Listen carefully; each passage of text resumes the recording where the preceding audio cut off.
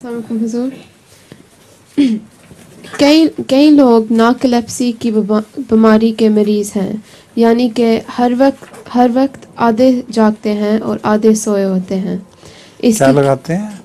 Narcolepsy की बीमारी की वजह से कई लोग नार्कोलेप्सी की बीमारी की वजह से वो आधे जागते हैं आधे सोते हैं। तो इसका सवाल है कि आधे सोते हैं और हुजूर इसकी वजह क्या है?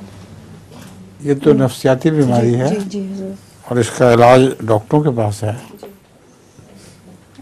और तो कोई इलाज नहीं।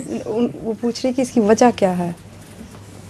नफ्सियाती बीमारी होती है, कोई दिल में परेशानी हो और इंसान उसको दबा ले और जाहिर ना करे, तो वो दबी हुई बीमारी जो है वो कॉम्प्लेक्स बन जाती है, उससे बीमारी पैदा हो जाती है। लतीफ़ा क्या है आपका? आज नहीं लतीफ़ा कोई नहीं, नज़म भी कोई नहीं।